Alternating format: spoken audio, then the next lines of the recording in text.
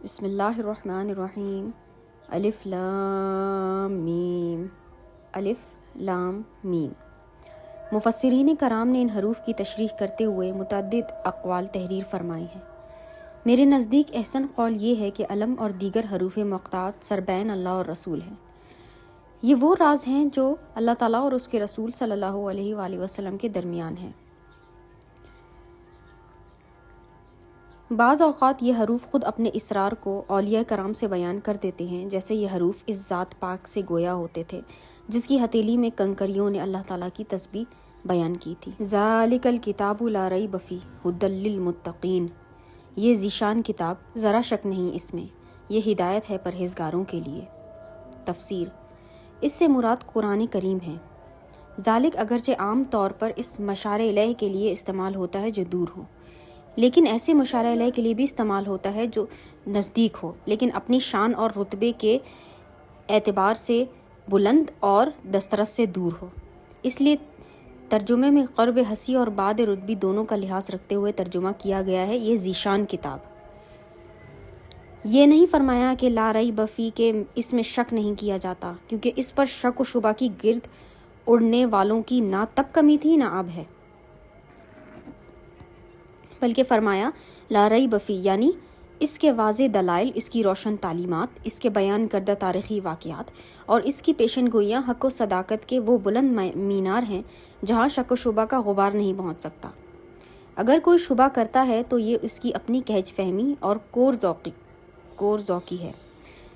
اگر یرکان کے بیمار کو ہر چیز زرد دکھائی دے تو یہ اس کی آنکھوں کا قصور ہے، ہر چیز تو زرد نہیں۔ اگرچہ قرآن کریم ھدی للناس یعنی سارے انسانوں کے لیے ایک پیغام ہدایت ہے، لیکن اس کی ہدایت سے فائدہ کیوں کر پرہیزگار ہی اٹھاتے ہیں، اس لیے یہاں اس لحاظ سے تخصیص کر دی، اور ایسا استعمال ہر زبان میں عام ہے۔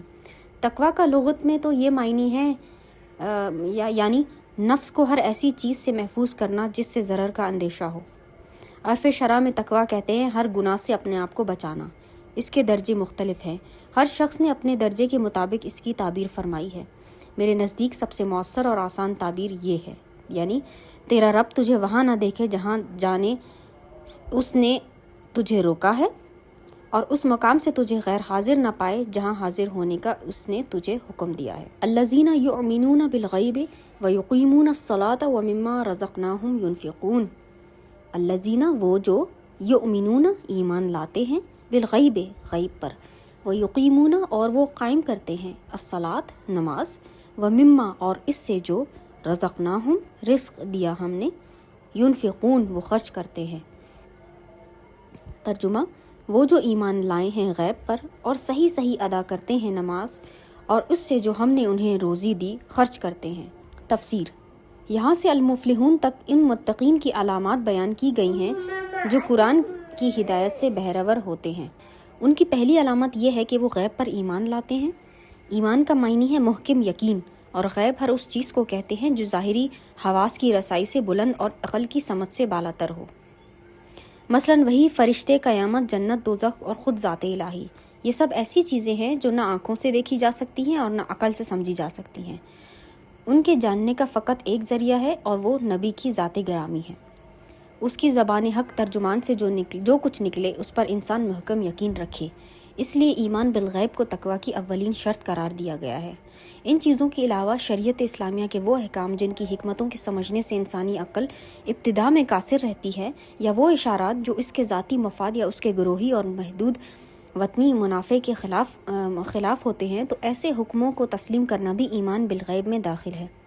یعنی نبی کی بتائی ہوئی ہر چیز کو سچا جانے اور نبی کے ارشادات کے مفید اور نفع مند ہونے سے اسے اس درجہ یقین ہو کہ ان تمام رکاوٹوں کے باوجود وہ ان کو عملی جامہ پہنانے پر آمادہ ہو۔ اعتماد اور اطاعت کا یہ مقام جب تک کسی کو میسر نہیں ہوتا، وہ قرآن کی ہدایت سے کوئی فائدہ نہیں اٹھا سکتا۔ تو معلوم ہوا کہ متقی کی پہلی علامت یہ ہے کہ حضور کریم صلی اللہ علیہ وآلہ وسلم کی بتائی ہوئی تمام چیزوں پر محکم یقین رکھتا ہے۔ یہ متقین کی دوسری علامت ہے۔ قرآن میں یہ حکم کہیں نہیں کہ نماز پڑھا کرو، بلکہ جب بھی فرمایا تو یہی کہ نماز قائم کرو۔ نماز قائم کرنے کا مطلب یہ ہے کہ نماز کو تمام حقوق ظاہری اور باطنی کے ساتھ ادا کرو۔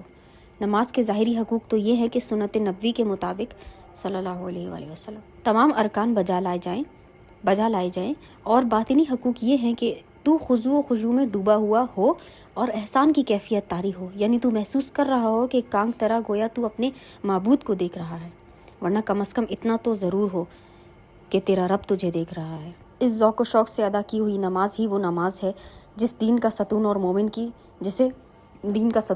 کی معراج فرمایا گیا ہے۔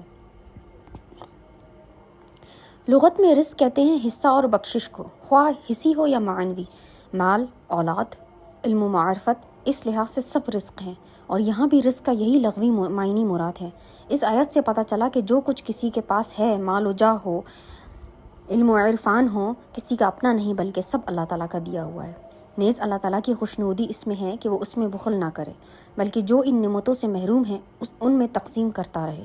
دولت مند اپنی دولت سے، عالم اپنے علم سے، اور عارف اپنے روحانی فیوزات سے مستحقین کو مالا مال کرے۔ یہ فیض عام متقین کی تیسری علامت ہے۔ والذین یؤمنون بما انزل الیک وما انزل من قبلک وبالآخرۃ هم یوقنون۔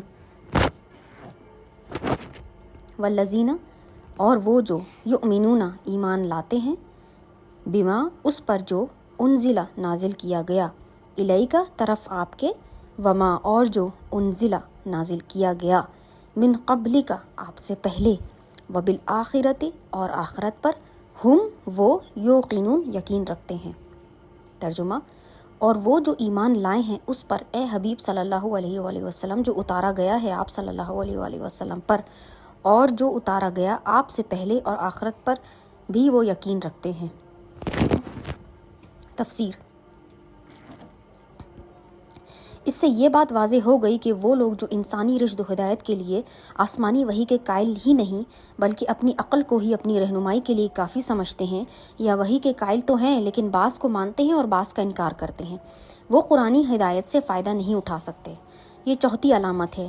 نیز اس آیت میں حضور صلی اللہ علیہ وآلہ وسلم کی ختم نبوت کے بین دلیل ہے، کیونکہ وہی جس پر ایمان لانا ضروری ہے وہ یا تو حضور کریم سے پہلے، اگر نبوت کا سلسلہ جاری ہوتا تو حضور کریم صلی اللہ علیہ وآلہ وسلم کے بعد بھی وہی نازل ہوتی اور اس پر ایمان لانا ضروری ہوتا۔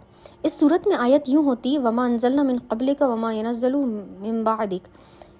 اس آخرت کی زندگی کو صرف تسلیم کر لینا ہی کافی نہیں بلکہ اس کے ساتھ ایقان ضروری ہے۔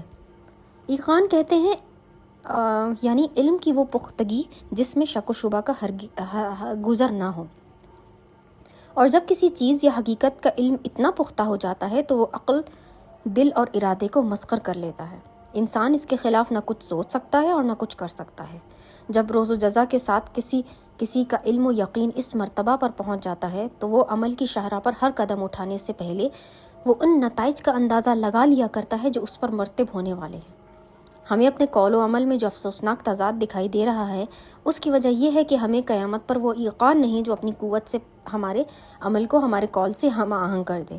اللہ تعالیٰ ہمیں روز و جزا پر یقین بخشے تاکہ قول و عمل کی یہ کشمکش ختم ہو جس نے ہمیں ذلت کی پستیوں میں دھکیل دیا ہے اور ہمارا تماشا دیکھنے والوں کو ورطہ حیرت میں ڈال رکھا ہے۔ اولئک علی ھدی من ربہم واولئک ھم المفلحون۔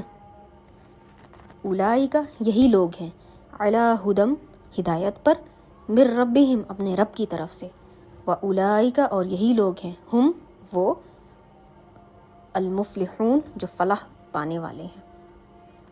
ترجمہ، وہی لوگ ہدایت پر ہیں اپنے رب کی توفیق سے اور وہی دونوں جہان میں کامیاب ہیں۔ تفسیر۔ ان اوصاف سے جو متصف ہیں ان کے متعلق اللہ تعالیٰ فرماتا ہے کہ وہی فلاح پانے والے ہیں۔ فلاح کسی ادھوری اور جزوی کامیابی کو نہیں کہتے بلکہ فلاح اس مکمل کامیابی کو کہا جاتا ہے جس کے دامن میں دنیا و آخرت کی ساری سعادتیں اور برکتیں سمٹ آئی ہوں۔ عربی زبان میں فلاح کے لفظ سے زیادہ اور کوئی جامع لفظ نہیں جو دنیا و آخرت دونوں کی خیرات و برکات پر دلالت کرتا ہو۔ یہ سورہ بقرہ کی 1 سے 5 آیتیں تھیں جن میں قرآن کریم کن کے لیے ہدایت ہے کے بارے میں فرمایا گیا تھا۔ اگلی 6 اور 7 آیتوں میں ہم پڑھیں گے کہ ہدایت سے محروم کون ہوتے ہیں۔ جزاک اللہ۔